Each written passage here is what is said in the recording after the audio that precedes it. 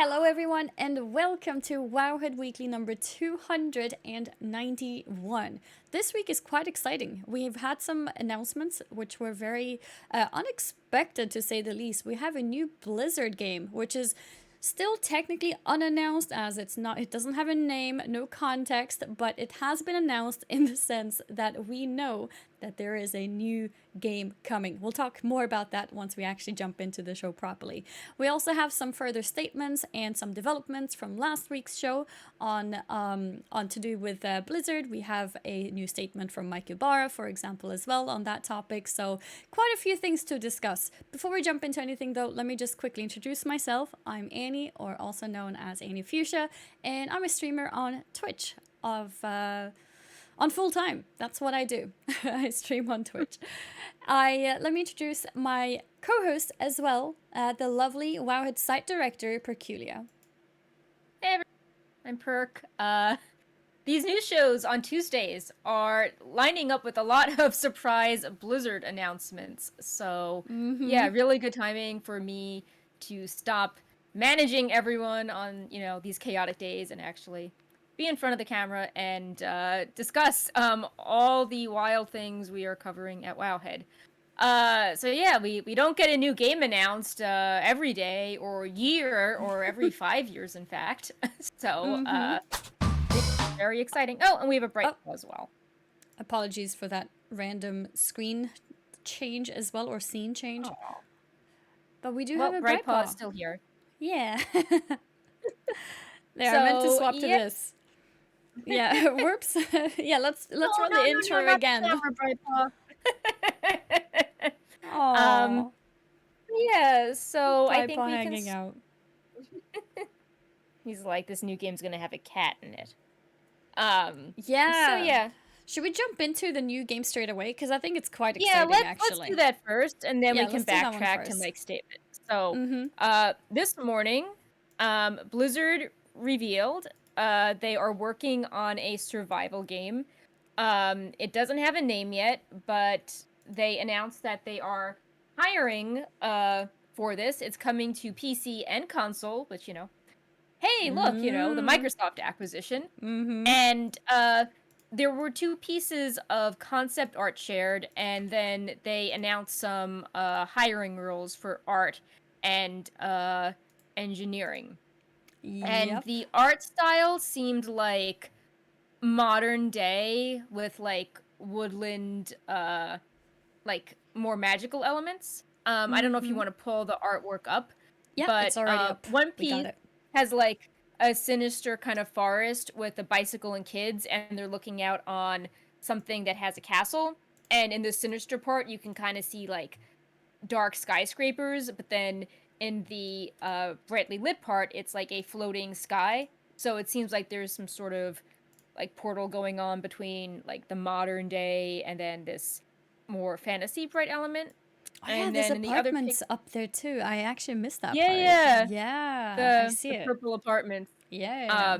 The skyscrapers. And they look very boring. And then the thing that's floating in the background kind of looks like Dalaran. Yeah. Floating city. Yeah, it looks more, happy and bright, and fantastical. Also that it seems a bit low-tech. If, there's a bicycle, there's no, like, spaceship, hovercraft thing nearby. So it just sort of, and then the characters are dressed in very ordinary ways. It's not super futuristic, yeah. No. And it's like, the characters are dressed in very normal ways as well. So, like, they don't seem as, like, superhero athletic as, Overwatch characters in the modern day. No, that's true. So, like this could be like us, Yeah. We were biking down, in the forest, taking a stroll down the street from the big skyscraper apartments, and we found this portal to a fantasy world with a flying city. Yeah. And then in the other image that's shared, this time the character is wearing, more high fantasy-esque armor. But what's interesting is that I think this character must be from the Portal world because it's staring at these iridescent footprints, and the footprints look like modern day shoes. Like they're not weird sizes; they just look like shoes that those other two characters could be wearing. Um, so maybe it's like, and then if you look, there's that mirror, which could be a portal. That everything here looks kind of ruins and very natural, but that mirror definitely seems out of place. So, Yep. yeah, both pieces of art look pretty cool. And it's interesting how it's coming for console. Microsoft obviously knew Blizzard was working on this. Yeah. Knowing that Blizzard had a survival game in the works could have added maybe to the Absolutely. appeal, adding another genre to their library of games.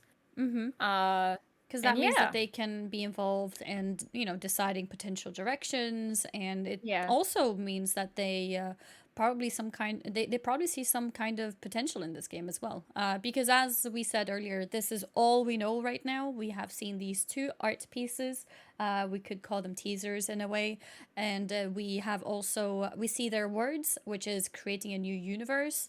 So it sounds like and looks like also to be a completely new IP. It's not using the Hmm. Warcraft universe or anything like that. So it's looking like a fresh new game.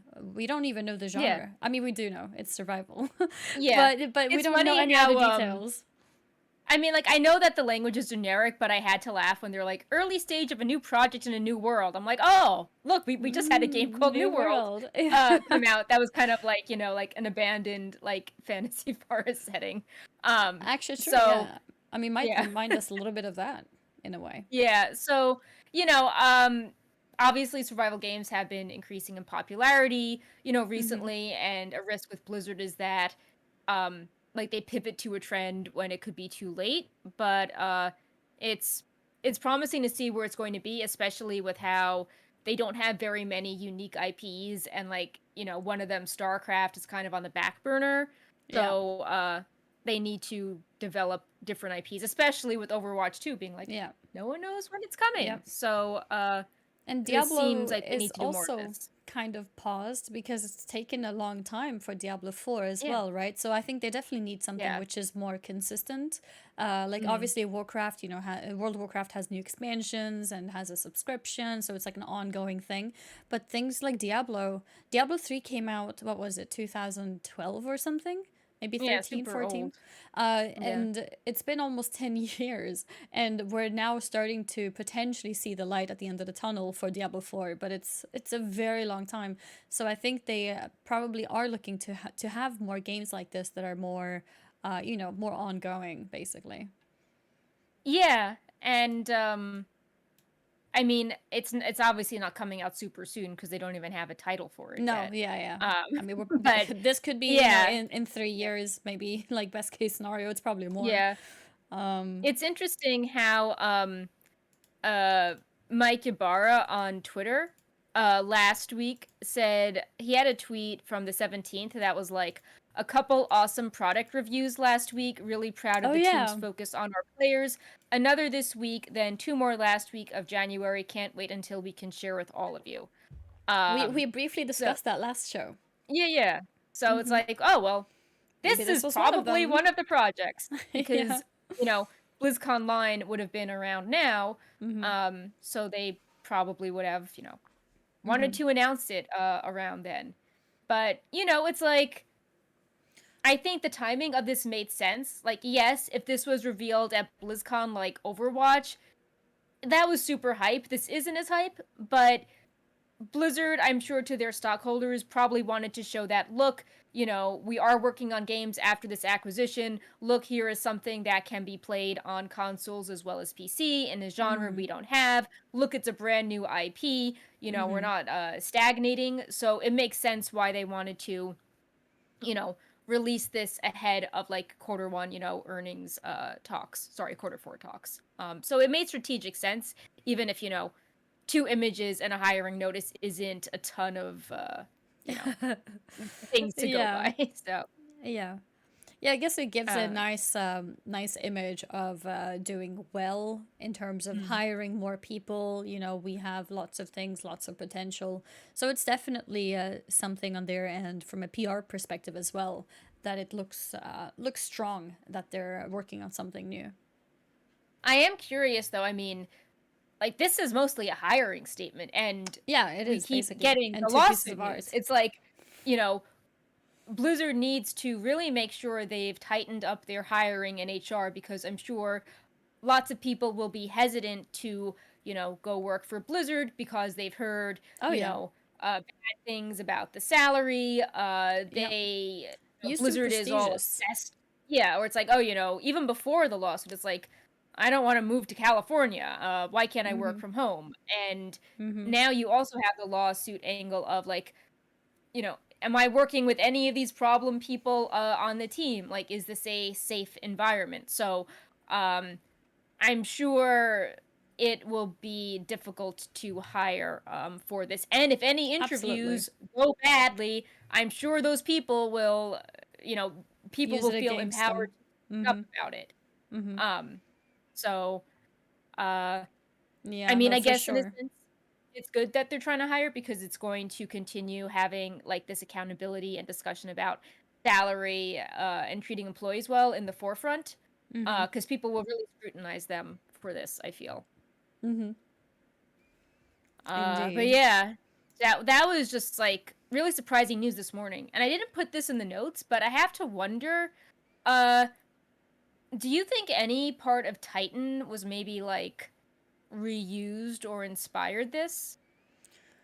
Because Ooh. wasn't that like kind of like a free form, like, MMO, like about discovery? Like, do you think some, and then, just looking at this, you've got like the ruins and you've got this sort of Titan-y, castle in the sky. So I don't know. It's What interesting to timing think was about. Titan? It's been a while now. I think things can definitely be reused, even in ways Yeah. which would be the least expected. It could Mm, be a theory, it could be a system, it could be a backstory of a character, it could be yeah. anything that can definitely be used in the future later.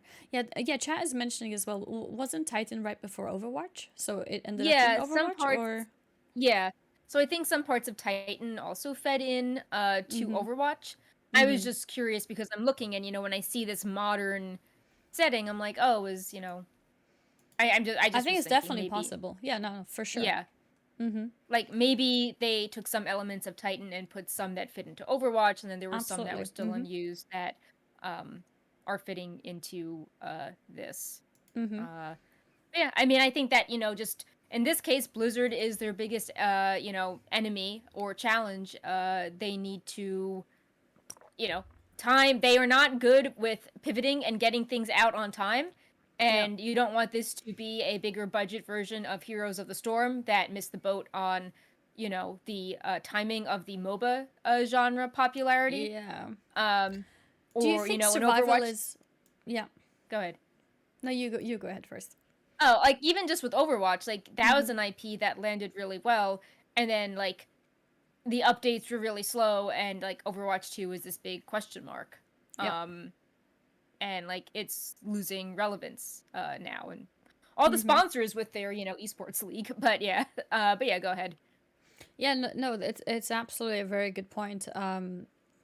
HOTS was at the time. I think they were trying to make a like a MOBA equivalent, since that was really popular, and I think they it didn't become as popular as they were hoping, so they kind of just left it on the back burner, and then now similar, or not similar, actually differently, because Overwatch did pretty well, and they still somehow did not manage to keep up with it, and which is a real shame. And this is the part where I'm hoping that Microsoft will bring changes to that, because I've read a lot of, and I think we might even be discussing some of the points during the show here. But it really feels like Microsoft cares about having many different types of games, and I think that's probably a plus here, because I think Activision has been on a road of just caring about the one thing that works really, really, really well and forget about everything else. But I think maybe we'll see some changes in that and see some more frequent updates, including this game as well. Yeah, I mean, Blizzard seemed to be like really banking on nostalgia, and it was this weird mix of like when it's, done, it's done, when it's perfect, it's done, but then also like we're releasing this at this totally random time for our like shareholders. So it was like delayed but also too soon. So it, no one was really happy that wanted either quality or fast releases.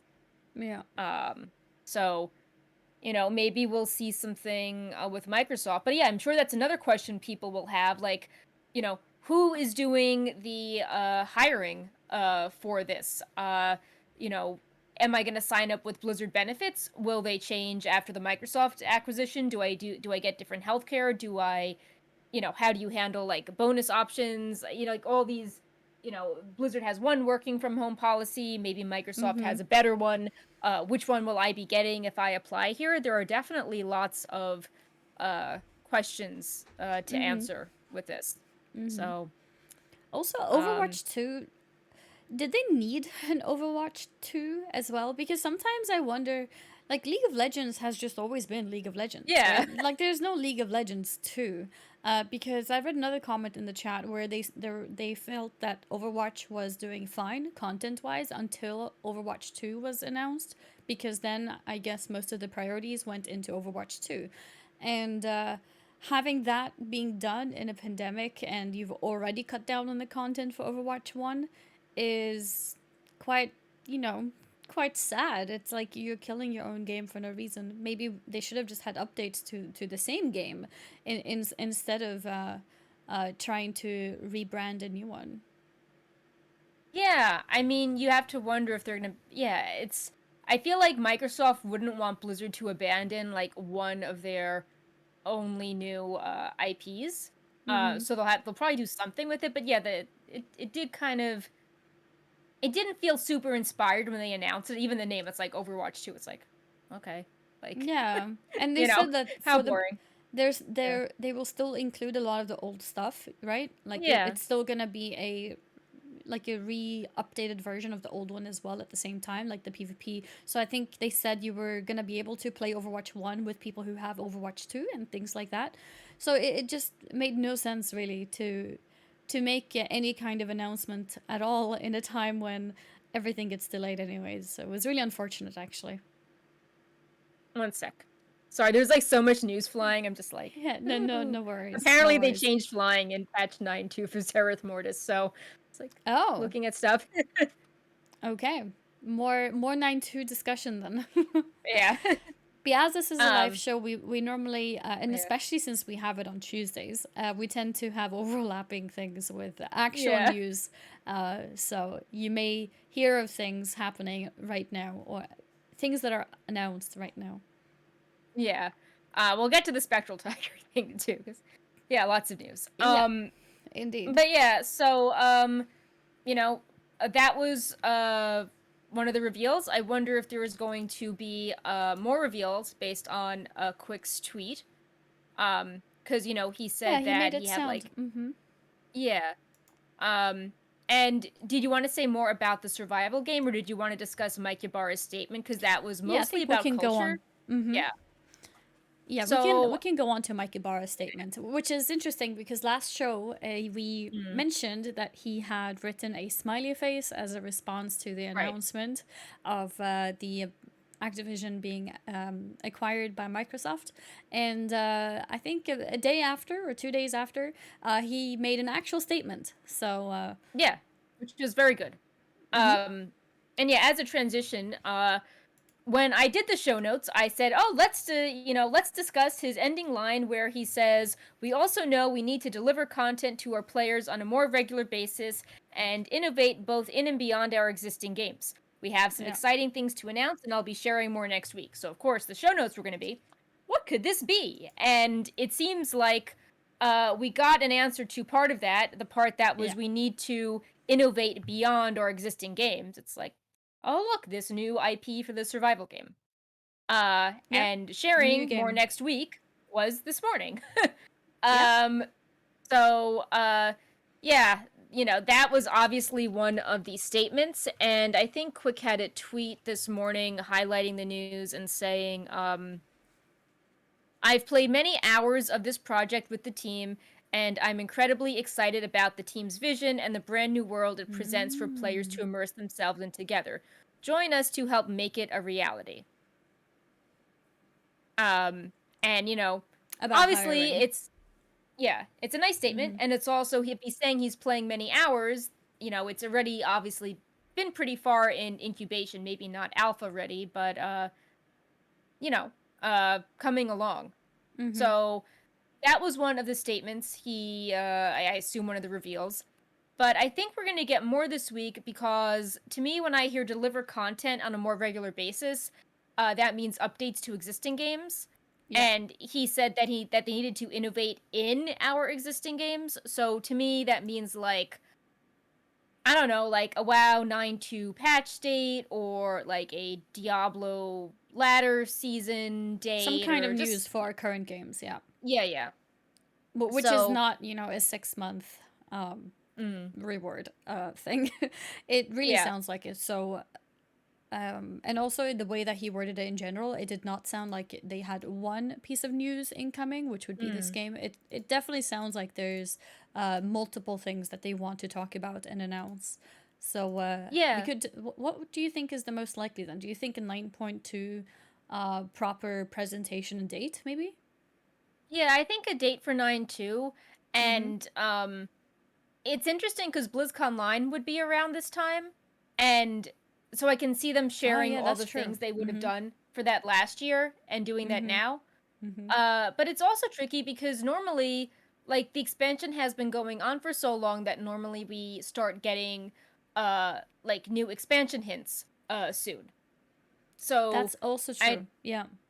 I wonder if there'll be like they usually hype. I don't think they would just be like, oh look, we're hiring for 10-0. Here's a little blue post. But I do think that I feel like there could be like a 9.2 reveal and then some sort of roadmap as like, we're gonna share what's coming next, or maybe they don't want to take 9.2's thunder, but I definitely feel that a lot of people in the community are curious what's going on with 10.0, especially when we were data mining those like misty dragon effects. Are we still looking at a new expansion this year, you think? I'm sure people will want to know, and that would tie in with we know we need to deliver content to our players on a more regular basis. Like when I see that, I think, wow. Yeah, no, you're right. Yeah. Because what other game gets content on a regular basis, Yeah, it's also like, we'll talk about this mount that just showed up, but if you're tying things to 6-month subscriptions, people might be on the fence, especially after, holiday spending and being like, well, like, what's coming next? Like, is this worth it? Like, maybe I just want to pay for like 1 or 2 months, but, will 6 months, like, will there be a 925? Will there be a catch-up patch? Is there a pre-patch? And there's just a lot of uncertainty, and I think you need to see more regular updates. So, absolutely. So yeah, that was that interesting sentence. So yeah, I guess just we'll be checking the news at 10 a.m. every day this week to see if there's anything coming, and go from there.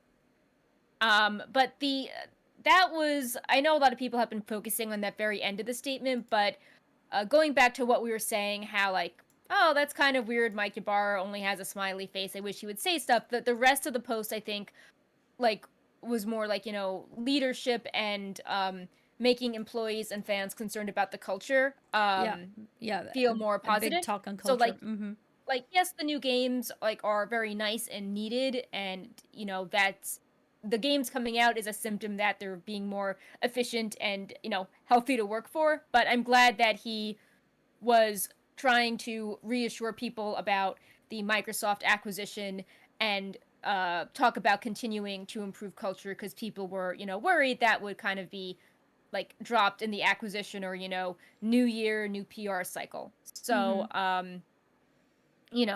they say that our top priority is the work we are doing to rebuild your trust in Blizzard. and he was saying that he personally was encouraged to, read other messages from people in and outside of Blizzard, to expand his perspective, which I think was good. And they highlighted initial actions taking to improve culture. Blizzard is evaluating their executive teams, and it seems like they're going to be adjusting compensation according to how well the work environment is. So hopefully, it seems like that's kind of a trickle down from how Bobby did that, PR stunt. I mean, he's still like a terrible person, but like I'm not how he tried to take the minimum. It seems like maybe that is something, maybe not the minimum, but a reduced bonus compensation is something that management is doing, so you don't have situations where like the people at the top are profiting while other employees are worried about like working in a toxic workplace or losing their jobs with the Microsoft acquisition. Um, he says they're also hiring more full-time roles for Blizzard culture, and that in the past sometimes it would be like a volunteer employee resource group that would try to work on improving culture. But those this people was really already interesting. work for Blizzard. Yeah.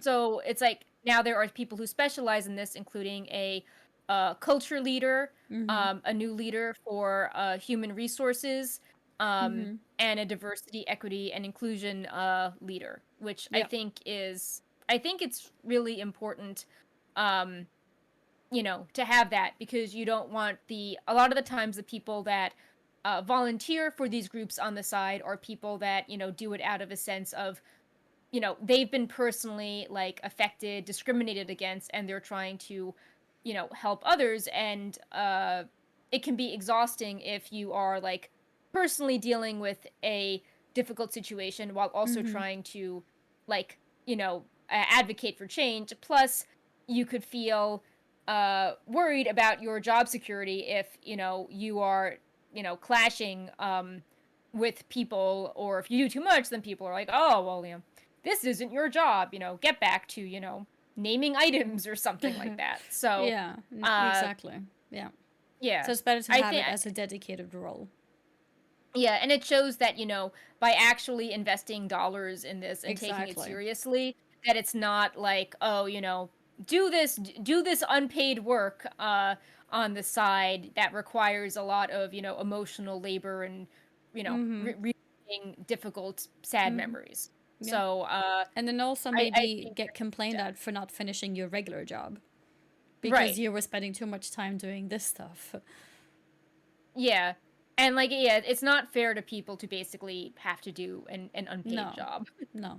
And who knows, maybe if they have these new departments now, some people will say, hey, I'd like to focus on culture instead of something else, and now there could be avenues for that. So it was good to actually see that, because usually in Blue Post, Blizzard doesn't really comment on hiring. Normally it's like, oh, we were refreshing the hiring page and we saw this, position pop up. Let's speculate on what it means. So it's good that they actually stated that they were doing this, I think. They also said that they tripled the size of their compliance and investigation teams, and articulated clear accountability. I think that refers to the people they let go earlier in the year, with following all the reports.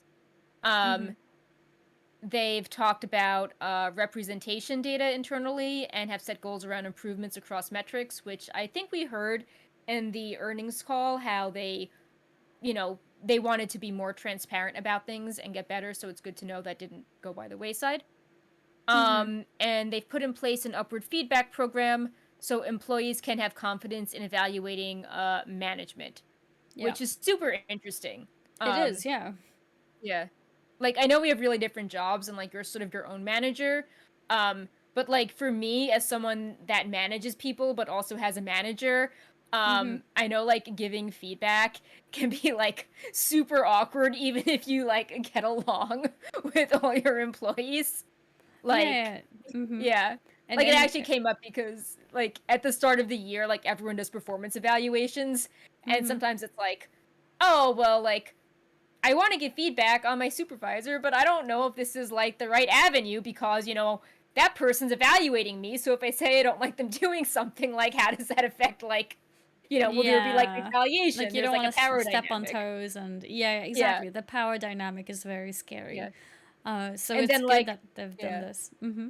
And then like on my end, sometimes I'm like, oh, people may not know like what I have to do as a manager, so like I don't want all this like feedback pouring in where people are like, oh, like she didn't do this, when it's like, well, you didn't know what I was prioritizing because, you only work with me like 1 day a week. So I think like feedback across divisions can be really stressful. So I'm curious what this is. I assume this is some sort of like anonymous or like blind evaluation, because it's a very sensitive subject. Like I Oh think yeah. it's good to keep the managers accountable, but people, like if people can worry that they don't want the manager finding out if they give critique, or like if there's a manager and it's like someone in charge of like a new department, or like they're like marginalized, or if they're like the only like female manager, like that person might be stressed that like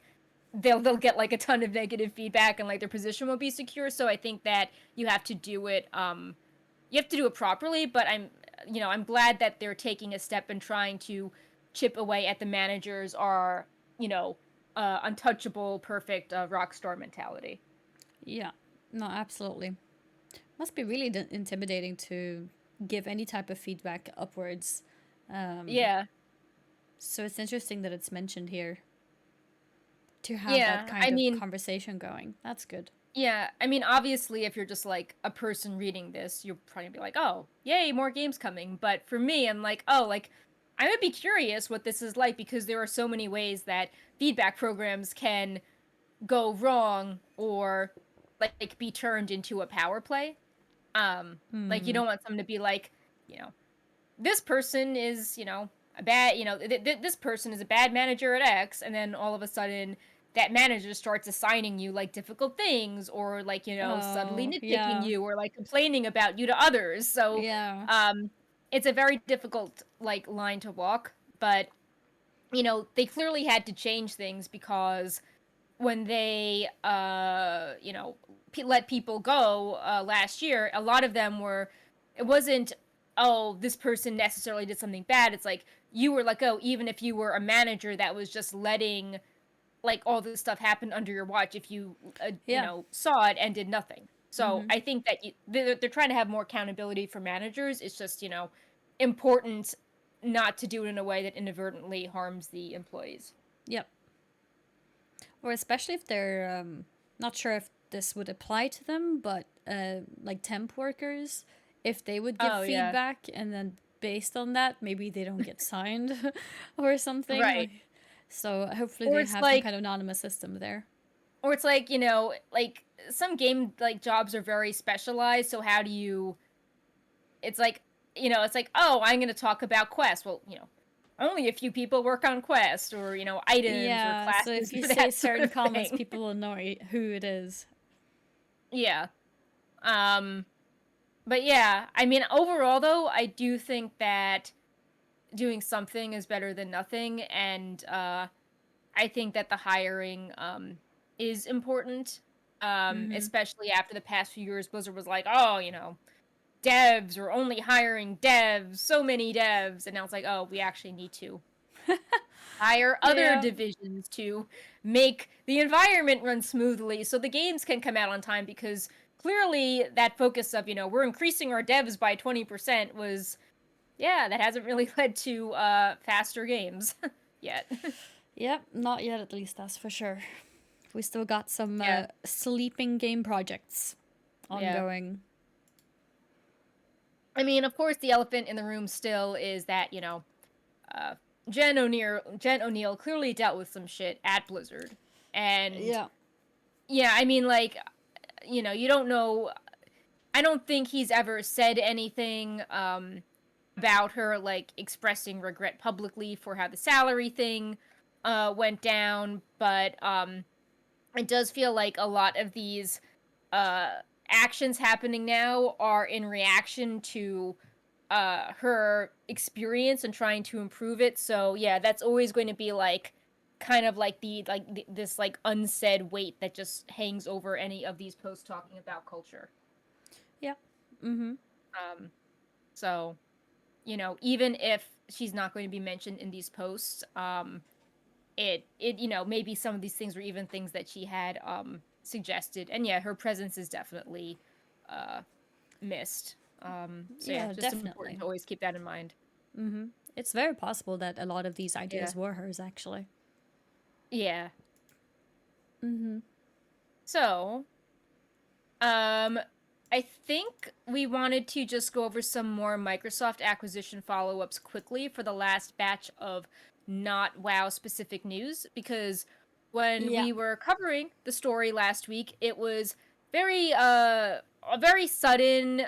There were like some follow up quotes and interviews floating around, and it's actually funny looking at this now after doing, you know, what came out, because one thing in the notes was we recapped a bunch of interviews, and Phil Spencer was saying that he was excited about the potential of taking advantage of Activision Blizzard's extensive library of you know, intellectual property, you know, because the company has done a lot of franchises that don't necessarily have active games.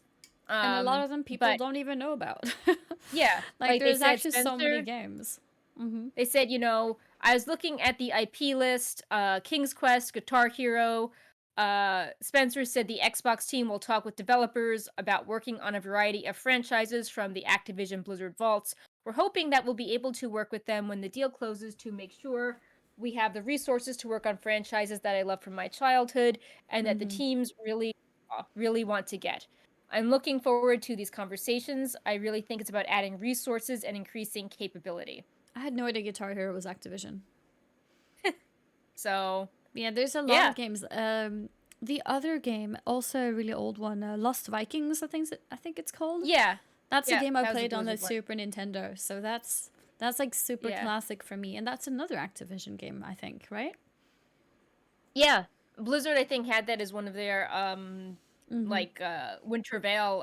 It was like a throwback to Lost Vikings. Mm-hmm. So It was a really cool game, and it's a game with three characters, and you can control yeah. all three, take turns, right? Have you played it? And I'm aware of it. You're aware of it, yeah. Yeah. Because I Yeah, was like thinking in I think today's like the age. heroes, the heroes of the storm, and yeah, you could put those Oh yeah, that's characters in all true. sorts of games. Yeah, Yeah. that's true. They are. They actually do make. They actually do show up in Heroes of the Storm and things like that. But in today's age, you can remake that game like a new game with the same Mm. concept and playing online with people. I think it would be really cool actually, because you have to sometimes cooperate and stuff to be able to do certain little Mm. puzzles. And yeah, I think it would be a great platformer game if they made a new one. Yeah, I mean, like a lot of people are drawing parallels to how Disney bought Marvel, and then that suddenly meant that these superheroes from different franchises could interact in ways that were impossible due to licensing Mm-hmm. restrictions since the 90s. So a lot of people are excited about crossovers, Mm-hmm. um, which Mm-hmm. I think could be an interesting way to look at nostalgia, because a lot of people, you know, are feeling tired by like retreading Warcraft, like, and that didn't totally work in Heroes of the Storm, or, you know, Diablo, StarCraft's been abandoned. So, like, going even farther back to the other games in Activision Blizzard's catalog and doing fresh things with them could be like a more successful way of, you know, nostalgia than literally like taking Warcraft and like, you know, putting, you know, like almost that exact universe into a different genre. I think that could be a more unique way to take advantage of the nostalgia older gamer crowd that Mm-hmm. Blizzard has. Mm-hmm. Yeah. Um, That's one of the so things that actually gives me hope in terms of Blizzard or Activision being acquired by Microsoft. It feels like Microsoft. I guess largely because they have a Game Pass, right? So for mhm. them, the more games they can offer, the better. It's a good thing that they have an incentive for more types of games, because that gives hope for older games to still make comebacks, and that's great. Yeah. Another kind of little piece of good news was that in one of the meetings, Microsoft was talking about they don't want to have layoffs. They want to keep the talented team all together. Um, Oh, they and of specifically course, said they don't want layoffs? yeah. Hmm. Um, in the Activision Blizzard SEC information statement, there was like a bullet point that said, "Will there be layoffs as a result of their transaction?" And then that was like a question put in the document, and then the answer with the bullet point was, "Microsoft has made it clear that they want to preserve and grow the value that Activision Blizzard brings, and that includes the talented team at Activision Blizzard. We anticipate Microsoft's diversified operation." Brightpaw, no, this is important news. Stop. I need to. Is he He's fine okay? now. Okay. He was eating clothing that he should not be eating. Oh. We anticipate Microsoft's diversified operation will create meaningful opportunities for Activision Blizzard employees and will provide Activision Blizzard with access to additional world-class developer talent who will collaborate with you, our existing incredible talent. And of course, Bobby. It's funny, like when he says that, then the employees that hear it were like, "Oh, I'm worried. Now I'm suspicious about layoffs because he said things were fine." But I think what's Mm. actually reassuring proof is that when ZeniMax was acquired by Microsoft, there weren't any reports of notable downsizing within those studios. That's good at least, yeah. Yeah. So they've shown that they're able to, acquire that Mm-hmm. without any issues. Mm-hmm. Um, and then the final and less uncertain good news. Um, so last week, we suddenly reported that there were interviews that were hinting that Bobby Kotick would step down after The the deal would be transition was sealed. complete. Mm-hmm. Mm-hmm. Uh, Sadly, several different interviews made it seem like it was you know less Less clear. certain. Yeah. Yeah, now he's saying this is a company that I've now been here for 31 years, and there's nothing more important to me other than my children than this company. I can tell you that my commitment to the company is to remain in my role. Once the deal closes, what I've committed to Microsoft is I will stay as long as is necessary to ensure that we have a great integration and a great transition. Hmm. The Mm-hmm. Wall Street Journal said they heard that he would depart once the deal closes. But then it seems that with this, Washington Post thing, it was the sort of opposite. And then the New York Times reported that he says, after the close, I will be available as needed. And then he's also been on record as saying that, like, reporting to Phil Spencer is an easy thing to do as they have been uh, work friends for many years. So Mm. it's unclear, like, Yeah, it's definitely it seems unclear. like Mm-hmm. he wants to be involved. Maybe he would step down as CEO, but he wants to stay like as a senior advisor or something like that. Mm-hmm. Still tying himself to this brand. Um, Yeah, he so says I will stay as long as is necessary to ensure that we have a great integration and a mhm. great transition. So maybe it's just hopeful thinking from him. Maybe he wants to Yeah, stay, but they don't want to keep him because they're bad press for them. So maybe he's just trying to sound like, I can be here to help you with the right. integration and transition. And maybe it's nothing that's 100% signed yet as a final word of what's going to happen. So maybe that's why he's doing his little wishful thinking. Yeah, and the whole, post close, I will be available as needed. It's Yeah. like, oh, well, maybe I'm not needed full time now, but like I could still be an advisor so I can, Yeah. you know, be officially around to help if I'm wanted. Yeah.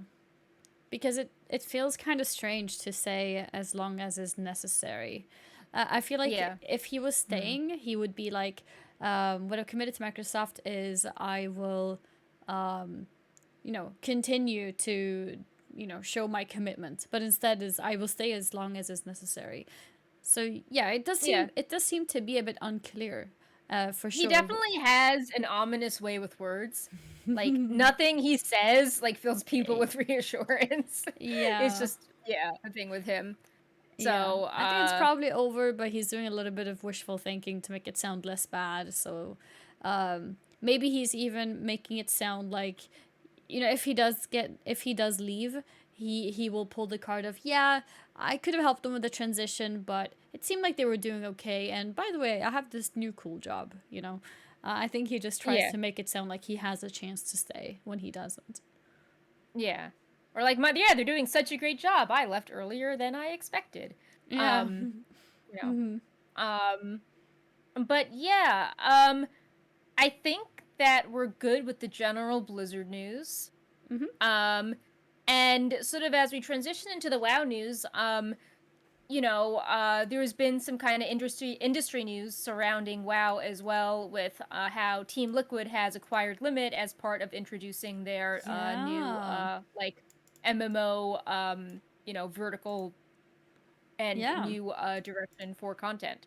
That's really Um, interesting because Liquid in the past, I've only seen them do things like, they have esport teams, mm, I think for League of Legends and probably some other games as well. So this news actually was shocking for me. It's awesome to hear though, because orgs in the World of Warcraft world has always been lacking.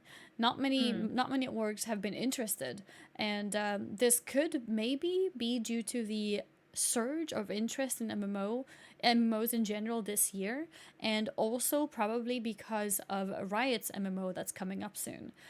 So I can imagine that they would be looking into having their own players ready for this new MMO at the same time as keeping up with all these other MMOs which have been popping off. Like Final Fantasy got a lot of interest this year. A lot of people also tried out New World. A lot of people are excited for Lost Ark. A lot of people are excited for Ashes of Creation. And WoW, despite everything that's going on, is still, somewhat holding on. And mm. Microsoft now acquiring Blizzard is making that also look potentially brighter in the future. And so I think it's still a big gamble of Team Liquid to invest into this, but it's really interesting to see that. Yeah. So if you missed the announcement, Limit is dropping their name to become Liquid. Um, Azarea has joined Liquid as the Liquid MMO general manager, and she's working on other community initiatives like women in gaming in the MMO space as well. Mm-hmm. Team Liquid is doing an expanded race to world first. And Max is becoming a minority owner in Team Liquid with an equity position and advising on how Liquid approaches MMOs. And I believe that agreement is continuing for a while, like definitely up to the Riot Mm-hmm. MMO. Mm-hmm. And I think it's really interesting how they're dropping their name to become Liquid, and that it Yeah, emphasizes because it's no how, longer limit, right? Like it's not yeah, liquid limit. It's like it was complexity limit before, but yeah, now it's not liquid limit. It's just straight up liquid. yeah. And I think that previously, Limit was a specific World of Warcraft guild Mm-hmm. that, you know, did a race with various organizations. And now, these people are on call to do things with other MMOs. So, and now with the Liquid branding, they can have a formal presence in other games as well. So they're Mm-hmm. saying that, they're in the pre-R statement, they are referencing Final Fantasy, um, Mm-hmm. highlighting all sorts of different MMOs. And they want to invest in players, content creators, staffs, analysts, and more. Um, Mm-hmm. and yeah, they specifically say this will form the foundation of Team Liquid's entry into World of Warcraft and Final Fantasy, with eyes on Riot Games' future MMO offering. Mm-hmm. And this will account for 40 players, coaches, and staff. Mm-hmm. So We can yeah, expect higher quality productions for Yeah. races, for example, as well. Like we had a small race recently with the Savage raids that came out in Final Fantasy, and we can probably maybe, I don't know if it's worth it when it's such short races, but we can maybe expect some cool productions for those events, covering the different guilds that are going for it, and maybe similar in the ultimates when they come out, and then obviously the world first race for World of Warcraft, which will be soon with 9.2, and then future stuff too. I'm sure they'll look into Lost Ark and see if it becomes an interesting thing to invest into or not. And if not, Riot MMO will definitely be on the spotlight for a good while. I would assume Riot has been very good at pumping out their games, so I think a lot of people will be really interested to try it out and play it, and who knows, maybe they'll get hooked on it.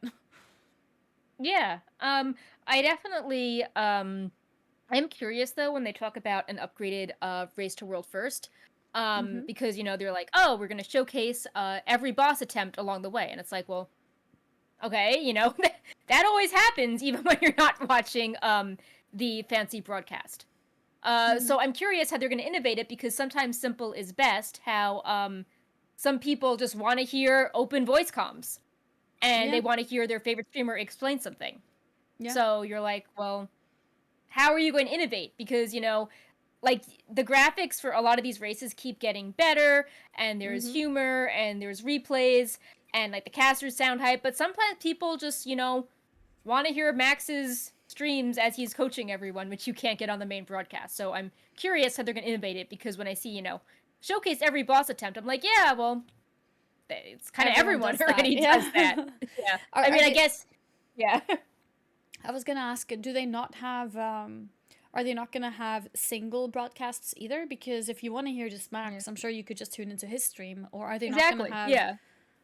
I'm sure they'll still make it possible to do that. And I guess the main broadcast stream would be covering the different guilds' approaches, maybe, not just their Maybe. guilds. I don't know Yeah. actually. If they would try to do a general what's it called, like general updating for all the guilds and keeping track of who's first and things like that, maybe. Yeah. And it's definitely interesting. It's just Mm-hmm. I also think that again, curious if 10.0 is coming this year, because the 10.0 race, like the first race in the new expansion, always gets the most hype because the most people are playing then. Mm-hmm. So I'm just curious how this will how this will go with Mm-hmm. 9.2, and if they're gonna have a 10.0 Mm-hmm. race sooner than later, building upon it, or if this is gonna be like their only big race for 2022. Mm-hmm. Because I mean, It's yeah, I mean, we were saying that, like, mm-hmm. it definitely makes sense to enter this space and prepare for Riot, but on the other hand, it's also like, ooh, well, this is right after the lawsuit at the start of the year, when we don't know what's coming next, and like the final raid is not as many people are playing then, so it'll be very interesting to see. Mm-hmm. Yeah, Um, definitely. And also, which was pointed out, was that they will be at a new physical location for the show as well, right? So Hope they're there's not COVID. yeah, yeah. I Yeah. mean, I think they said that. I think it was stated that they're bringing the guild together at a physical Hmm. location for the show as well. Yeah. So maybe they're planning to do some kind of on stage things too. Yeah, they said they're hosting 35 or more of our new raiders in one location as they chase glory within That's this it. Yeah, poker. yeah, Um, so yeah. I just when I was traveling home, like all the flights were being canceled because Omicron got really bad. So I just hope Oh, it's not like, oh well, like like half the raid team couldn't make it. Sorry, yeah, guys. or it's like everyone's like mega jet lagged as a result of planes being late. Um, Yeah. But yeah, I mean, besides the race, which is obviously just a week-long event, and this is a permanent thing, it will be exciting to see what they do um, in other games. Even like you said, even if like the MMO isn't super long staying power like New World, like Team Liquid now has a team of people that are experienced playing MMOs, creating content around it, entertaining others on Mhm. stream, which then Mhm. positions them in a good place, when talking to Absolutely. game developers and people Yeah. doing marketing. Yeah, I mean, if you think about it, New World, it may not be that popular now on Twitch, but it was very popular for a long time because Yeah. Amazon, invested a lot of Yeah. money into content creators and also making events and other types of things, making Twitch drops for viewers to want to come in. Yeah. And there's no real org that had any kind of like mainstream monopoly or anything. Right. Yeah. No org had a proper what do I call it? Like main presence. Team? Yeah. Yeah, like there was no main presence of anything, and I think maybe that's what Team Liquid is thinking of potentially trying to do, because if they make themselves Exactly. known to have MMO streamers, content creators, not just the raiders, then people who don't know any of the streamers who are doing New World might see in the title, oh, this person is Team Liquid, they have good MMO players, so I should go and check their streams out, for example. And Yeah, and then I think that's. Yeah, and places like Amazon might say, "Oh, let's collaborate directly with Team Liquid because we know that they Yeah. can harness so Mm-hmm. many like professional entertainers in the MMO space in one place, Yeah, and like they we know can their directly stuff. work with them." Yeah. Mm-hmm. So I think it's a Um, really smart move because there was a lot of exposure there that could be used, and then any other MMOs that comes out as well. There's plenty of new people who may not really know any MMO streamers, and then they discover them. And I think having a presence as a team that has MMO streamers then could be a plus. yeah. The press statement also talked about improving the global MMO space and working on an advisory council of women in the MMO space to enable more women to grow as expert players. There's been Mm-hmm. some progress made with casters, but it is a thing where when you get to cutting edge rating guilds or when you look at the people actually competing in these races, not many of them are women. So I thought it was interesting that they are trying to work on ways to make that space more welcoming with like Yeah, that's awesome. mentorship Mm-hmm. opportunities, making women feel, more comfortable trying to join the space. That seemed very promising as well. That is huge for me as well, like personally, because sometimes joining an org can be scary. And especially because a lot of big streamers, a lot of successful people on Twitch in general are male. Hmm. There's a lot of successful women too, but the numbers always tend to be a bit lower for females than for males. Right, right. So when you join an org, most of the time, most people in the org are guys. So it's nice to have someone there, like having a Azarea there as like a role model and someone who works in the team itself is a huge plus for any girls who would be interested in joining them. It's a really nice sort of safe pillow to lay on, which is really nice to see. Yeah, I also think it's interesting how they want to highlight cutting edge rating guilds led by women. Just going back to what I was saying, how the broadcasts have incredible talent and players, but then and it's not, anyone's fault that's there, but you're like, like there aren't very many women participating, and then it's like you think of like the structural reasons that might make women like feel unwelcome, and by the time you get to cutting edge, people are like, yeah, I'll play this other game or other hobby where it's less, I feel less, unwelcome, meeting resistance. So I think that it's good that if, Team Liquid is going to join the space and make this, big event and profit from it, that they're also trying to use their influence to, um, you know, improve the space, not just kind of like go along with the status quo. So I think that's very important what they're doing. Mm-hmm. Um, Absolutely.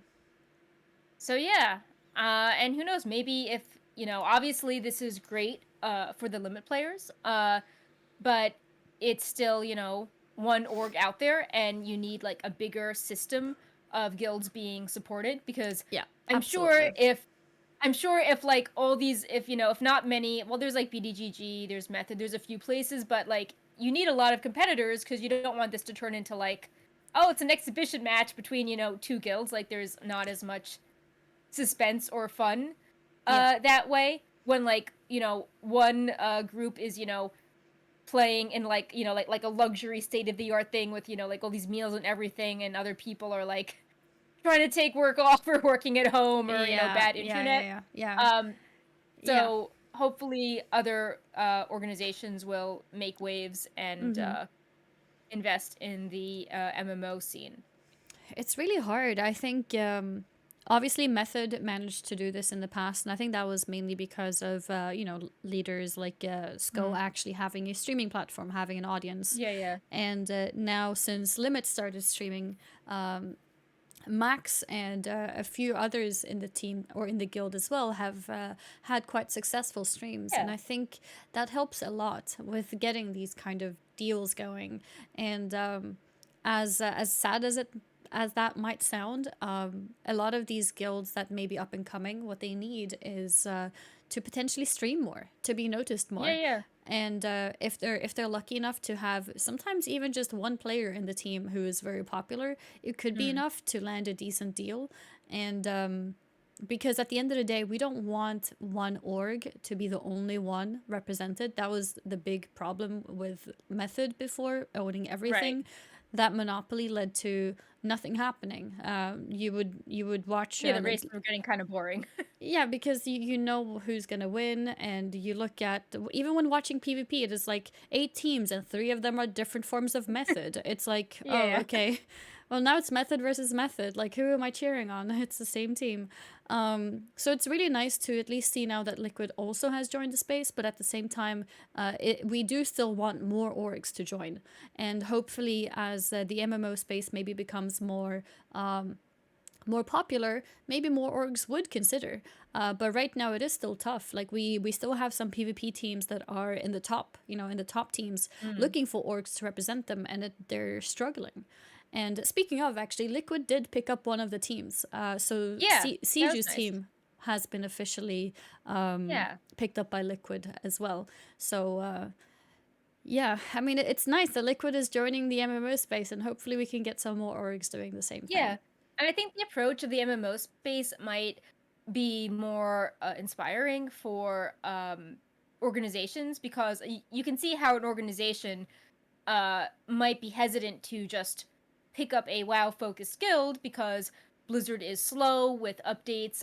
The lawsuit has made, fans less enthusiastic about Blizzard, or we can't even guarantee we're going to get 2 races in a year. So a WoW specific thing might be a risky investment right now, but if you treat it as like, these WoW people know how to play and create content for an MMO, that could be more exciting to an org that is debating how to spend their budget. So I think that's probably one of the strong points that were brought up to Liquid. I would assume. I mean, obviously, I don't know what they're talking about, in their meetings. But I could imagine that, the recent surge of interest in Final Fantasy, which led to, like the Savage Raids came out, that became a random impromptu new race to follow because we had some WoW players that were playing. And I could imagine similar races for other types of games as well. And that's probably part of it, when they realized, like, you know what? WoW players are pretty good at playing other MMOs too. So maybe there's potential here. And with that, maybe some streamers from the different games, different specific games, maybe picked up as well. Like maybe in the future, maybe we would see some Final Fantasy streamers being signed by Liquid or another org for as MMO is getting more eyes on them. Exactly.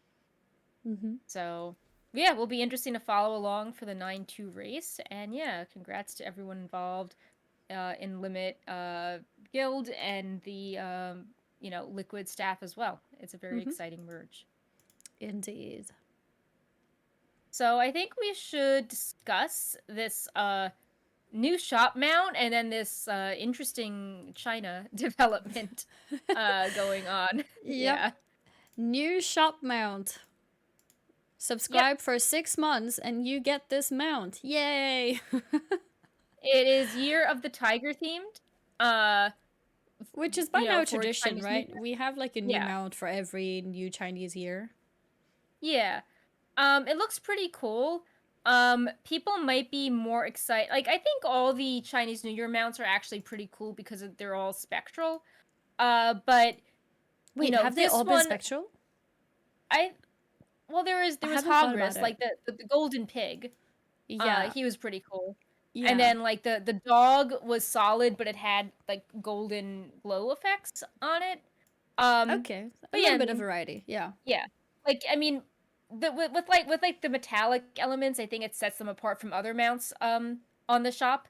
And this is also interesting because the Spectral Tiger mount is, and it's like a very expensive blue tiger, and this mount is not exactly the same, but it is at its base a blue tiger that can fly with very cool looking spectral wings. And people, when they see something that's like see-through in neon, it's just, people get really excited by it. People have always loved the Spectral Tigers, and this is like a new modern version of the Spectral Tiger. It's got more details, it still has the armor pieces. So it's like a 2022 version of the 2007. I don't know what year the original Spectral Tiger came out, but the old one. But it's a bit more blue as well. Yeah.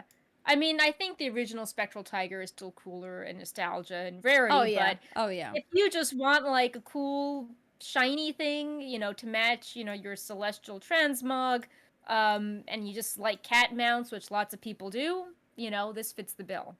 Oh yeah. Yeah, I mean, this is not going to take over something that has, value of its time and everything. Yeah. Of course, you can get this on the shop or for free with a 6-month subscription. And they've also announced that you get the Goblin Gumbo Kettle toy in TBC if you do this 6-month bundle as well. Now, that goes back to what we were saying with Mike Ybarra's hints that, like, I don't know if people want to subscribe for yeah, why would anyone subscribe for 6 months right now? Yeah, like unless you're someone who just keeps your sub running, then a 6-month sub makes sense because it's cheaper. But I don't see how anyone would sub for this. So that definitely does tell you that it must come with more news of 9.2. That's the only thing, really. Yeah. Yeah, I would be curious about this. Yeah, because I do know a lot of people who just keep, staying subscribed even if they don't play it, because it's, it's easier to keep it going, especially if you do have a stable job and stable financials, then you just keep it running. And in that case, a 6-month sub would make sense if you get these mounts as on top of your subscription fee, and it's also cheaper than buying every month. But I don't see anyone new subscribing for it. Yeah. So the surprise news was that a very strange news. Yeah. And so this very interesting image showed up on Chinese realms, and at first I kind of discounted it because around Chinese New Year there's always like interesting promotions with like like spectral tigers or magic roosters as like, loot boxes or some stuff. So I'm just like, oh, this is probably just the usual. But translating and reading the fine print, if you purchase 180 days of game time, you get the bundle of the mount we just covered, the Goblin Kettle toy, but you also get a Swift Spectral Tiger.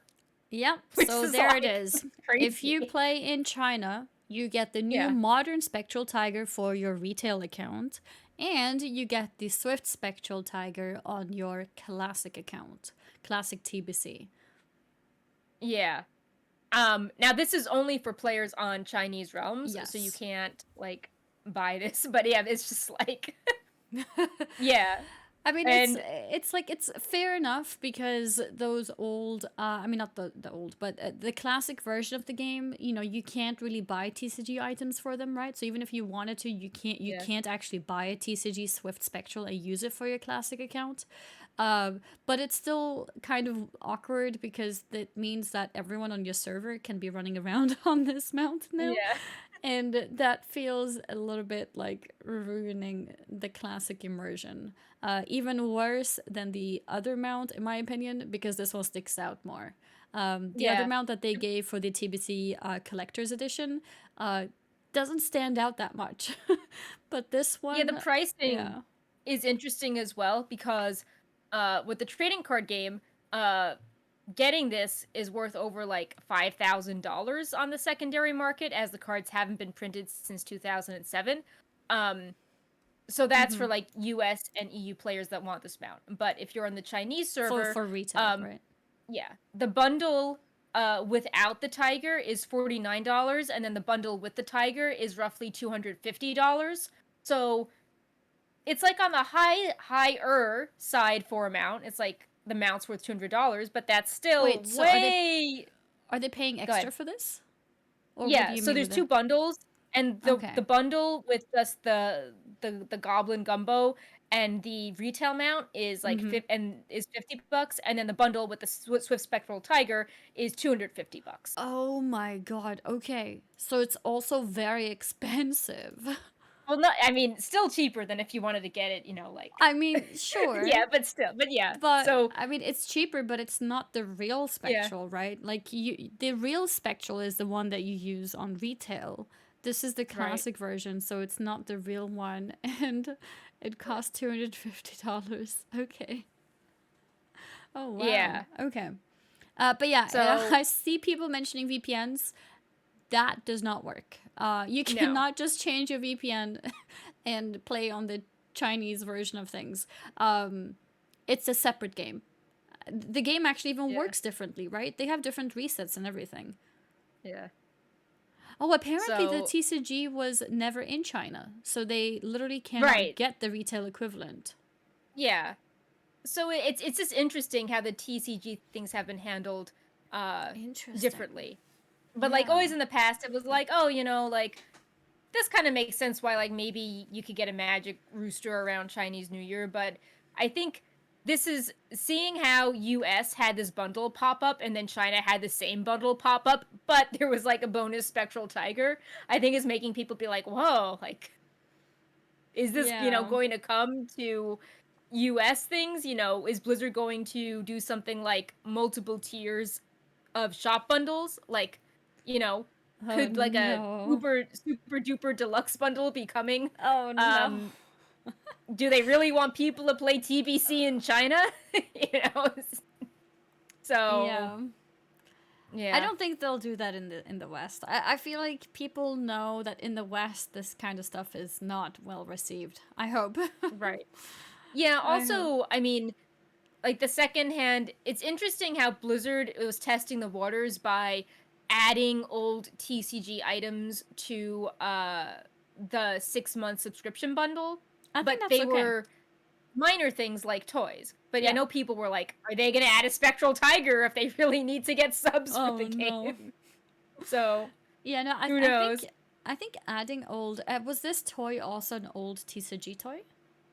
I think so. It Because I sounded know the very other one was. familiar.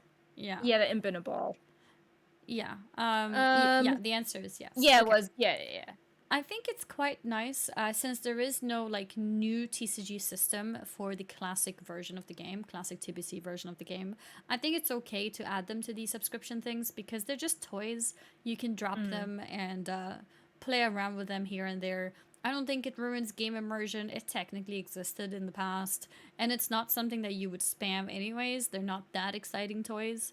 But adding a mount which sticks out so much, I don't like that because I think it means that you're gonna start seeing it on people a lot in the game, and that kind of just like ruins the good feeling of it, you know? yeah. So yeah, that was something that just popped up right before the show. And like I remember I was telling you, I'm like, oh, people can get spectral tigers in China. You're just like, what? Like, it's definitely, everyone is now talking about this. I was like, surely they're just calling that new mount spectral tiger. They don't actually mean a spectral tiger, not the one. Yeah.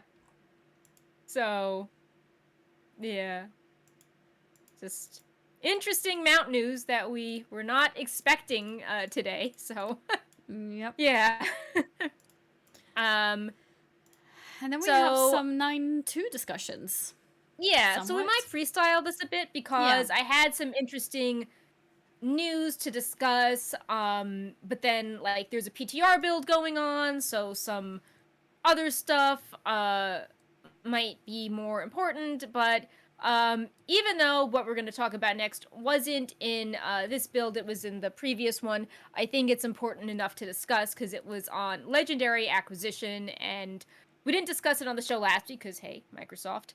But, you know, basically people were very shocked when double legendaries required reputation, and then Blizzard made a post changing how you acquire double legendaries. Yeah, that's good. So that means you do not need to farm reputation to get your second legendary, and I think that's a great change.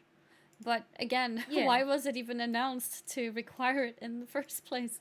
But yeah, so that's nice. So, and it's been changed to work differently now. Yeah, so it double legendaries unlock automatically at the end of chapter 7. And which is the week 5 of the patch, or Mythic week 3. Mm-hmm. So people won't be able to use it for the world first using this during progression really. Mm-hmm. I think it's also interesting because week 5 means that if you sub for a month, if you sub for the patch, then like you have to, you're playing in the second month. So people are playing beyond 30 days. It's incentive to keep playing. Mm-hmm.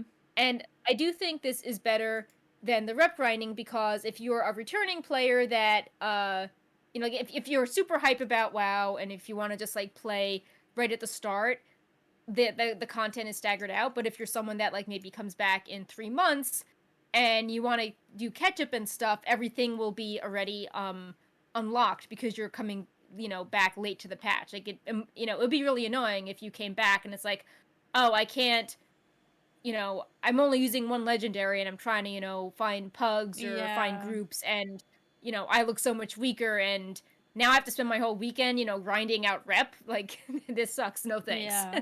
Mm-hmm. And just to read some of what Blizzard said as a result of the uproar. They said, "What are we doing? The Belt of Unity is removing from reputation into the campaign quest. You'll be able to obtain it at the end of the campaign, which we hope will feel like a nice crowning accomplishments. And the Memory of Unity is remaining on the reputation vendor, but you also need Chapter 7 in order to purchase it. And this memory means that when your alts are ready to start Eternity's End, they can craft an enlightened legendary right away. The new questing requirement is being added to head off any feeling of needing to rush ahead to Revered to progress on your main character." Mm-hmm. And then they say, why is there a delay in acquiring a second legendary at all? The answer is that we have goals for your characters to grow over the course of the patch, allowing them to overcome challenges they couldn't initially overcome. Specifically, the difficulty of the raid. We can tune the raid at a difficulty that allows early progression to be bolstered by the additional power once players start hitting stumbling blocks. If this power was instead available to your characters on the first day, tuning would have to be taken into account for people who expect the first few weeks to be challenging, and that in turn would deprive many raids of what we think will be a fun and enjoyable boost in power after striving as far as they can without it. Which I think that's fair.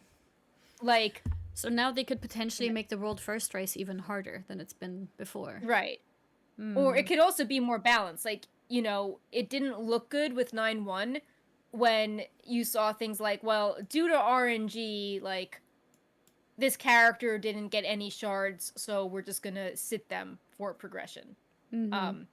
You don't want someone to be like, oh, I got, like, the bad world quest, or, like, just some, or, like, I'm not a human, so I can't be in That the too. raid because I Yeah. don't have, revered. Yeah. So, I do think that's fair. We've also spoken before that it seems really difficult to tune things across, like, 4 covenants, and now Mm-hmm. it's like having to tune things across, like, every weird permutation of double legendaries feels like it would be a lot of extra work for something that they couldn't really succeed at, and would make the raid, like, more challenging for casual people that wouldn't be grinding out 2 legendaries, and it could still even be cheesed if, like, people on the top end, like, discovered some weird interaction between the two. Mm-hmm. I also think that maybe some legendaries could interact in weird ways, and they probably want more time to test that as well. So, Yeah. like, they don't, like, maybe people think that, like, the percentages, um, are, like, additive, but they actually, like, multiply if, like, Yeah. 2 legendaries are used together, and then it's like, oh, like, this Like, is a this lot was more not OP. intended. Yeah. Yeah. Um, but yeah, I mean, I do think that the way this was all handled was really interesting because they announced double legendaries at the start of everything with 9-2. And then they were really Yep. quiet about it to the point where we were wondering if they had scrapped the idea.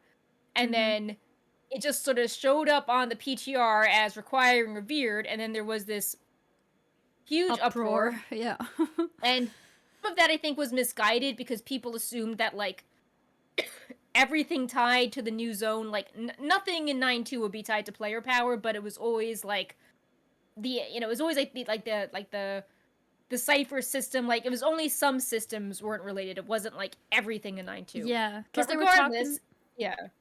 Yeah, because they were talking about that cipher system and how that won't lead to any player power. So people understood that as nothing in Zero Mortis or in Yeah. 9-2 in general would lead to player power. So when people saw this reputation requirement, people got really upset. Yeah. So, Understandably. I mean, Mm-hmm. regardless if, like, people misinterpreted or not, you still had, like, this period of no information Yeah. on the legendaries, and then the item, I mean, it didn't come through data mining. You could check it on the PTR, but it just sort of appeared and people discovered it. And, Blizzard could have mitigated some of this by, sharing their plans for the legendary acquisition in uh December, or Mm-hmm. announcing, letting people know, like, a week ahead that they were trying a few things out and explaining the challenges. But Mm-hmm. instead, it comes across as like, oh god, they released this thing and people were confused, and then, they backtracked it suddenly with these blue posts. So Mm-hmm. I think having, like, more frequent communication about this through 9-2 would have Mm-hmm. mitigated the response better.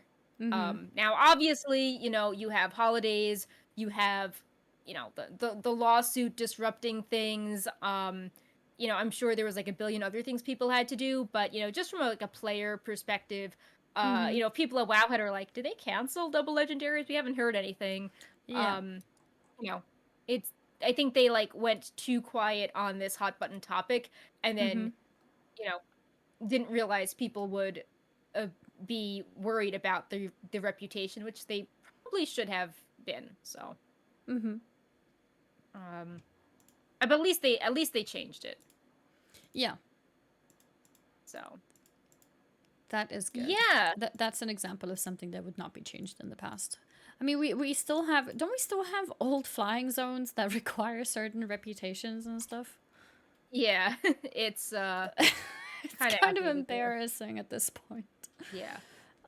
Speaking But of yeah. which, I don't think it's worth, like, a big discussion, but apparently the Zereth Mortis flying got another achievement this build Okay. to do various things there, which makes sense. Like, explore Zereth Mortis, Okay. find 5 treasures, Like, Okay. do kill 10 rares. Like, I think all of that makes sense. Because you have to do other things around the same time. 10. I'm assuming there's a lot of rares. I'm assuming 10 shouldn't take too long. Oh yeah, it's like one of those things where there's like an achievement Like to you could kill a still get few. everything in the same day. Yeah, yeah. Then Like it's fine. there's a lot of things there. Okay. Or it's like, you know, discover 5 hidden treasures and there's like 30 they list in the tooltip, stuff like that. Okay. And yeah, it seems that you can actually work on most of this like the first day of the patch if you get in there. Um the only thing that's a little time gated is that you have to complete chapter 5 of the campaign, but you can do that week 3. So you can get everything ready in the first 2 weeks, and then like the first the 15th day, the first, when chapter 5 is available, you just do chapter 5 and then you can finish that achievement and unlock flying. Gotcha. Well, So that's an improvement to how flying has been done in the past. I actually didn't yeah, even and originally expect flying to be possible there. yeah, I think that it's not stuff like rep, but I think things like, uh find Exploring. treasures, do like kind of like low key, not rep grindy things is actually Not interesting. time gated, basically, yeah. I think a lot of Yeah, people wouldn't even mind rep grinding if it's something that you can just sit there and farm. But I right. think for a lot of people, the rep grinding has been annoying because it's like, well, I've done my 5 world quests for today, so I can't do anymore. So I have to log back tomorrow and get another Yeah. 100 rep. Yay! I think that's Yeah. part of what's made people frustrated about rep requirements. Yeah. Um Plus, a lot of this seems like you can just sort of do it leisurely at your own pace. You know, things like hidden treasures or rares, sometimes people ignore that, but this could be a way to introduce them Mm-hmm. to things like that. And yeah. Uh Mm-hmm. that's I'm also glad it's not tied to the progression, like, like collect all the Pokepop costumes or do something with that. It's just, straightforward questing story type stuff. Mm-hmm. So that is something that we have discovered in this PTR build. Mm-hmm. Um and another thing we can hold on, I'm going to do some, let's look at this. Mm-hmm. So So um turrets, it's time gating, that's bad. Yeah, no, I've definitely noticed yeah. when other content creators and other people in general have expressed not liking reputations. And I've thought about it a lot. Like, why did people not hate the rep requirements that much from old WoW days? And I think it's because a lot of those reputations just weren't time gated, right? Like in TBC, Yeah. you can spam dungeons for reputations, and I think you could do that in some Lich King dungeons as well. Yeah. And I think farming rep didn't feel bad because you did it when you could. Like maybe you feel like doing it for 10 hours today, but you Mm-hmm. don't feel like doing it for 30 minutes every day. Yeah. So I think that's definitely a part of it. Yeah. So why don't we discuss some model stuff from last week, which then I think maybe is related to some models from this week's build. Starting off, that last build added 4 encrypted cinematics, Oh, encrypted yeah. meaning we can't see them, but we can see how like big they are, how long they are. And along with that, there was a new cinematic model for Anduin.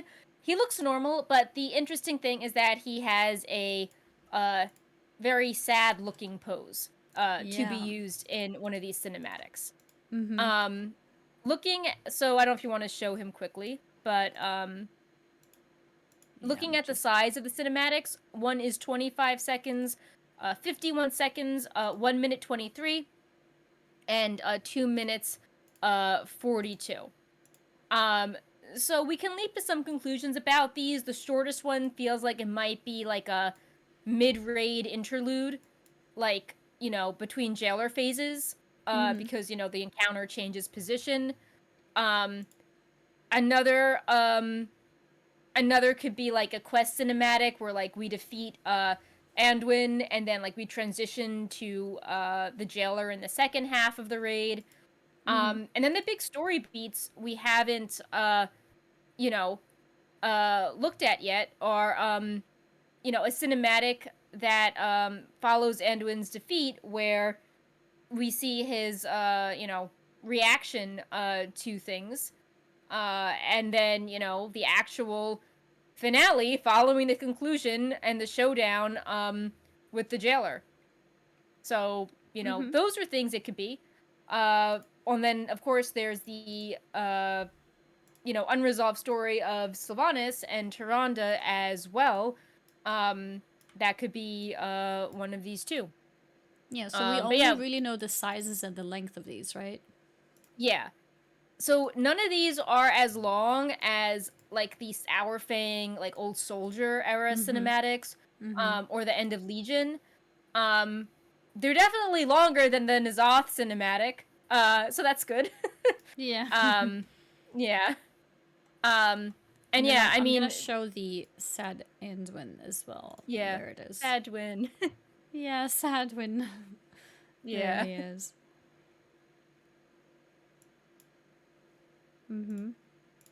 Yeah. So yeah, we don't really know exactly what's going to be in these cinematics, but it's interesting to speculate. For sure. I just obviously we have to get out of the Shadowlands and go back to Azeroth with 10-0, so I just hope it's not like some of the BFA ones were short and just sort of like ended on perpetual cliffhangers. Like the Ashara one was really short. It was like a minute long. So, I just hope that we get some like it's long enough to have some sort of satisfying ending there. Which I think ties into some models that we just data mined today, actually, about pushing the story forward. This was like from an hour ago. And it's the main characters, and they've had several tweaks. So the most notable thing is that Tyrande now has her glaive weapon back. Yeah. Previously, she just had the quiver, but now she had the glaive, which she used to decapitate Nathanos in the Shadowlands pre-patch. Oh yeah. Good reminder. So I wonder if between her and Sylvanas with the glaive, if there's gonna be some like showdown or confrontation with them where the glaive is meant to remind you of the Nathanos fight. And it seems that both of these characters have had new perspectives on life, personality shifts, but the glaive could be like an ominous thing of like, will Tyrande try to fight Sylvanas, or that's a good will they point. especially it's a very with good that point. They both have personality shifts. Yeah, especially with that data mine line where Sylvanas is like, I will accept judgment from Tyrande. Maybe it'll be a moment where it seems like Tyrande will want to duel her, but instead tells her, I don't know, like, go keep freeing souls in the Shadowlands. Undo, the wrongs of the jailer. Yeah. Something poetic where there'll be like still a lot of misery, but Sylvanas will be doing something to actually improve things and leave more of a mark than just like having like this satisfying duel. But yeah, obviously the finale they've been keeping under wraps, but it seems that these models are related because we haven't really seen Tyrande at all since she had her little chat with Loon. So I know they're doing it for dramatic effect, but I'm also just like, I feel like she would have some feelings about everything going on. Like, like she would care about, storming the Sepulchre and learning more about Elune and, all these things. So I know they want to do a dramatic reveal, but I'm just like, for plot continuity, I'm curious what she thinks of things, especially because, she was dramatically absent from the Ashara encounter, which also didn't totally make sense for her personality. So, but yeah, those are some models we have just found. And yeah. Let's see. Do we want to show the Pepe thing as well? Yeah, let's do that. That's a cute thing we should show from last build. I'll share the picture on screen. So, Pepe has a little like prototype Pepe in Zereth Mortis, where he's hidden away in a cave, and there is a little picnic party with Pepe, where he's wearing his traveler's costume with a little interdimensional portal. So I guess that's how Pepe got to Shadowlands. He flew through his own portal, Yeah, and makes the sense. shrine has all these spare First Ones parts, and I like how the Zereth Mortis orbs have like Pepe feathers stuck on them to you know make it look like a bird, and Yeah, it's the both of Zereth them, Mortis Pepe.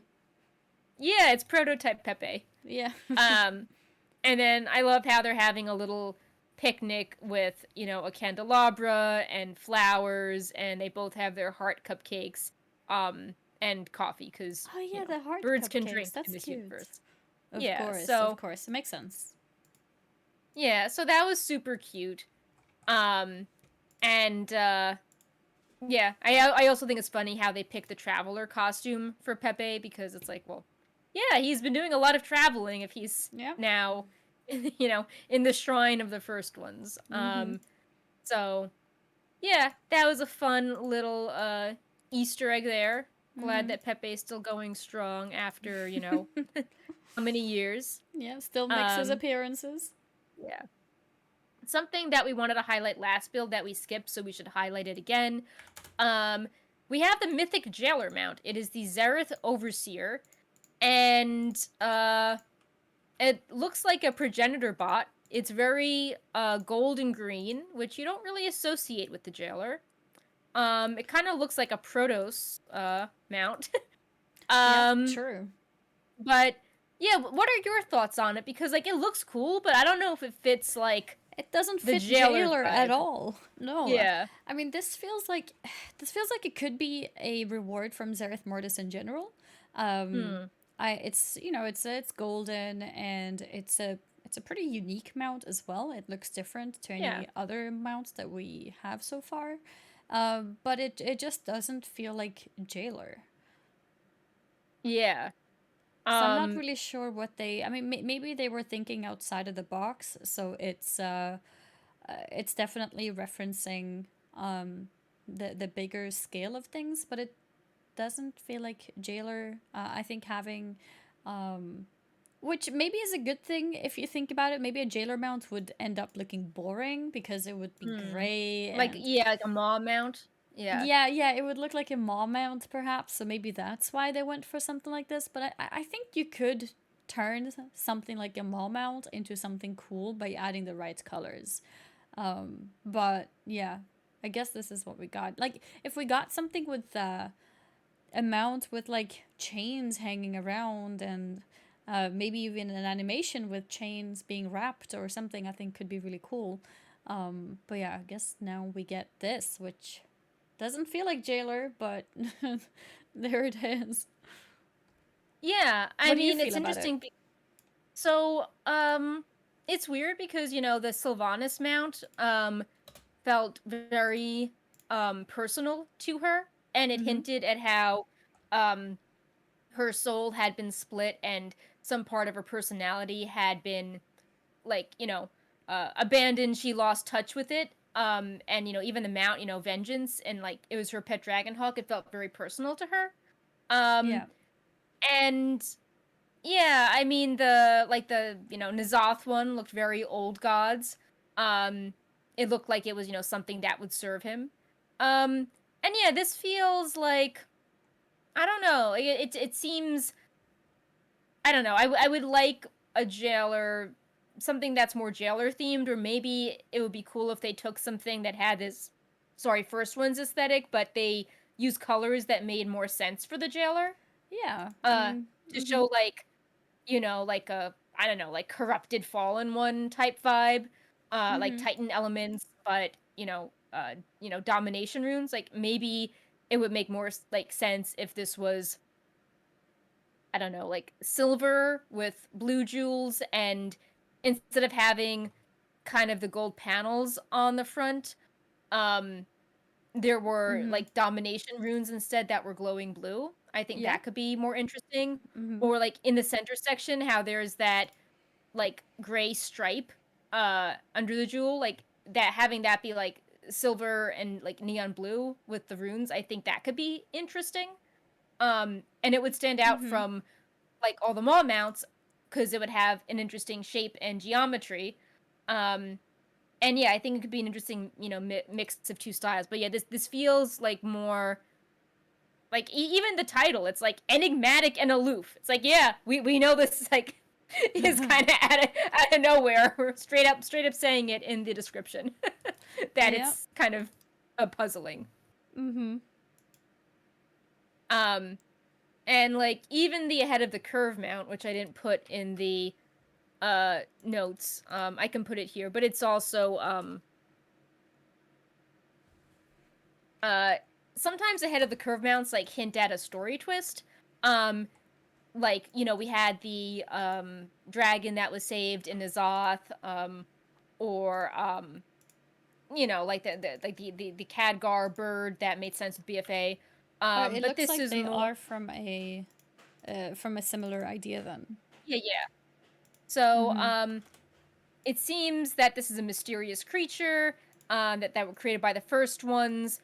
No schematic to synthesize these has yet been discovered, but it actually kind of has like the same like base as the it looks very similar base. The jailer mount, it just has legs. Yeah, I think they share a similar base skeleton, basically. Yeah. So, and have gone different directions since then. Kind of looks like a spider.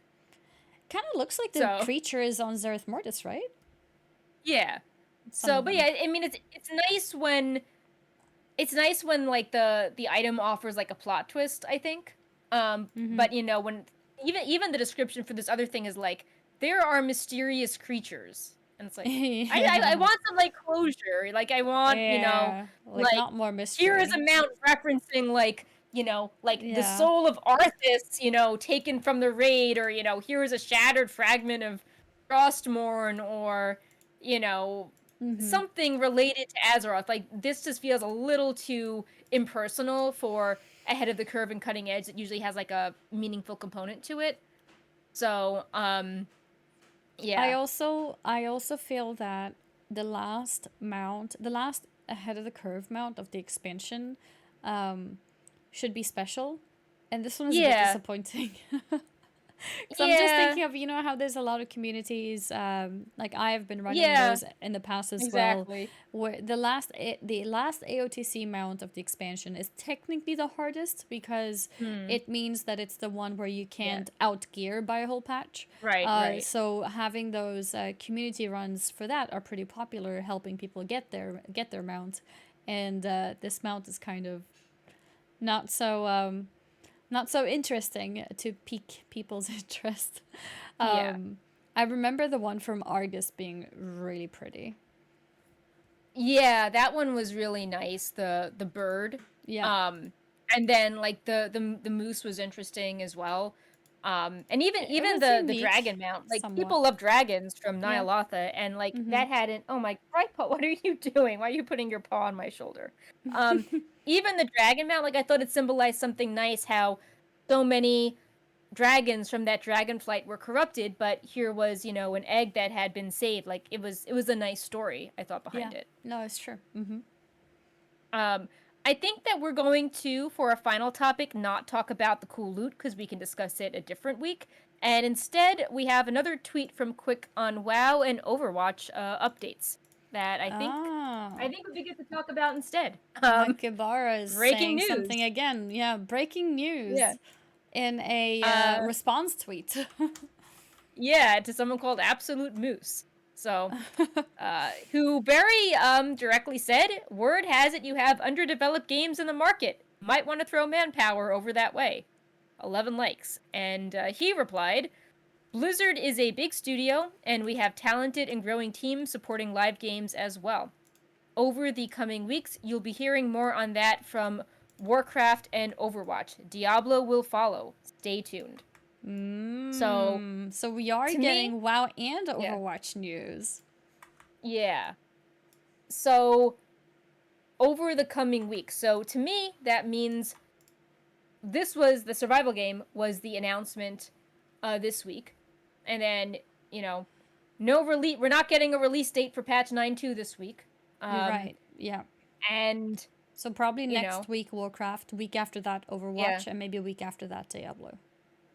Yeah, I think Diablo, I'm curious about Diablo because I was thinking with the PTR going up that something they could announce quickly was the ladder season, when the date was for that. But if, over the coming weeks, it's like, I feel like in the next month they're going to talk about WoW and Overwatch, and Diablo might be even later. So I wonder if they're, planning some big, like, Diablo Immortal announcement at some point. Oh, because good point. Like Diablo 4 is obviously far away, but yeah, you're right. Yeah. The mobile version, because they recently had another beta, right? Yeah. Or was it alpha? It actually had a lot of updates going on in China, actually. And they actually had like I don't know if it was a dev interview. It was like an interesting PR thing, I think maybe last week in China as well, with Diablo Immortal. So my guess is that they need to announce a release date, and if they're saying they wanted it to be live in the first half of 2022, and we're now, getting into February, people need to have a date sooner than later. Right, Paul, what are you doing? Yeah.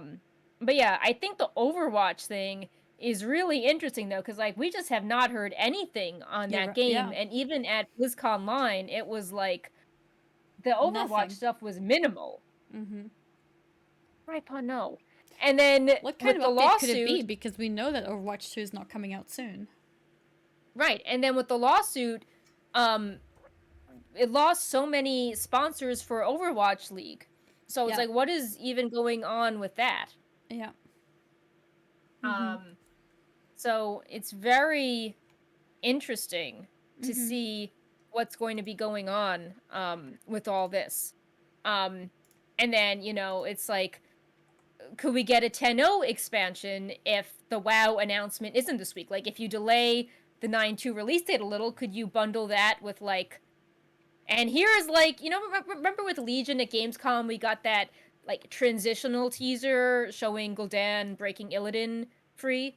Yeah. Like, maybe they could do something like 9.2 release date and, like, here's a little thing, what comes next, or, Yeah, like a teaser.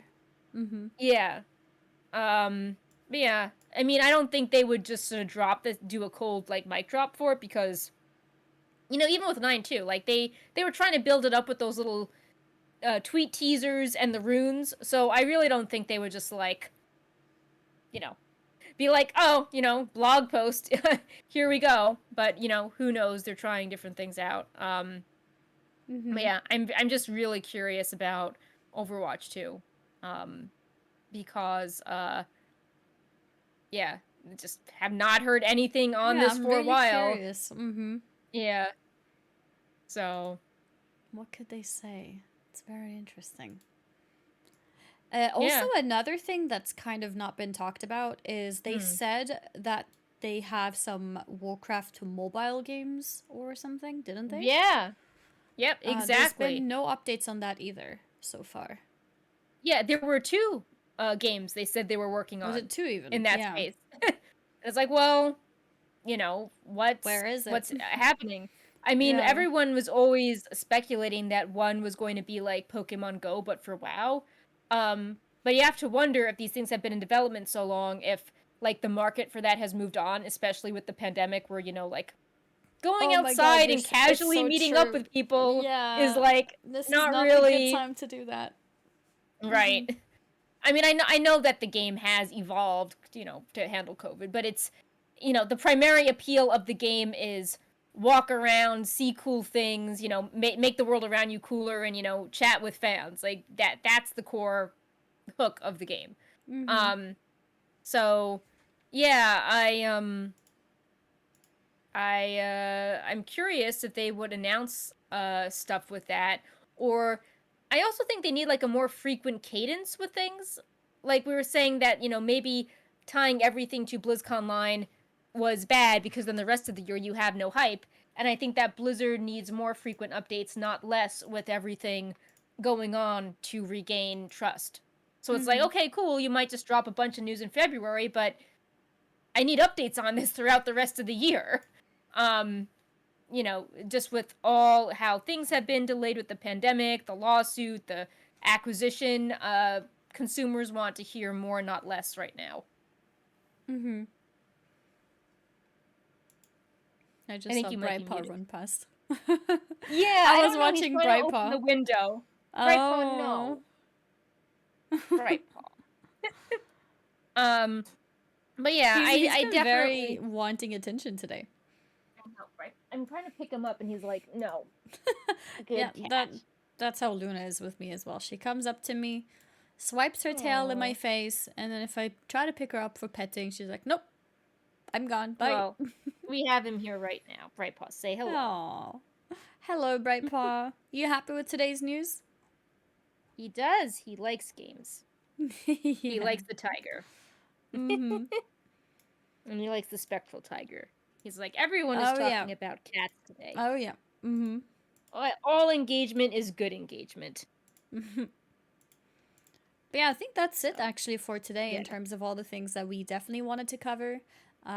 There's still some small things here and there on 9.2. You can always follow up with what's going on the Wowhead website. There's articles on every newsworthy thing. If you haven't been a Wowhead before, just go into wowhead.com and you can see the latest articles that have been posted, so you can keep up to date with anything that's going on. And with this show, we try to just summarize the most interesting parts that people seem to want to discuss and hear about, so that we can keep you guys in the loop for those of you who may not want to browse through the news, because that can also sometimes be overwhelming when there's a lot of new things going on. So that's what we're here for. Give you the most important parts of it. And sometimes during these live shows, we get the news literally live.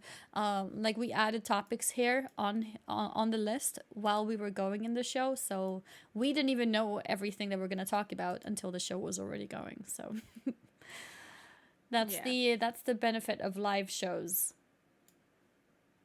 Yeah. So I think the PTR build is still going on, or maybe is wrapping up. Brightpaw is being very cute and clearly wants attention. Yeah, he's like, Mom, you are done for today, right? Maybe I can get some attention now. Yeah. But yeah, we'll be back again next week and cover all the stuff from now or between now and then, including some small stuff if there isn't too many things that take up a lot of time to discuss. And I also want to give a quick shout out for the people who supported the stream.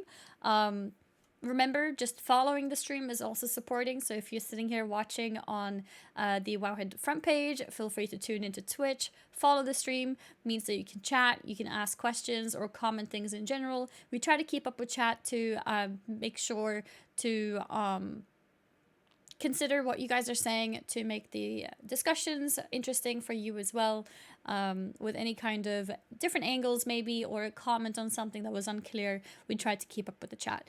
We have a 9-month resub from Colnaris. Thank you very, very much, Colnaris, for supporting Wowhead for 9 months. JD Saphir with the 69-month resub. That's a really long subscription, 69 months. Thank you so much. And then we have Andrew Eric Drums as a fresh Prime sub. So thank you for that as well. And welcome to Wowhead on Twitch. And if you happen to miss the show, the shows are always uploaded to YouTube as well, so you can catch all the news over there. In case you can't tune in, or maybe you heard some part of something but you're not sure what exactly was said and you want to go back to it, you can always find the shows on YouTube available. Usually within a day you should have the VODs available. And we'll see you guys next week. Good week, and happy reading up on the announcements, and we will see you next week. Yep. Bye. See you next week, everyone. Bye-bye. Bye. Bye.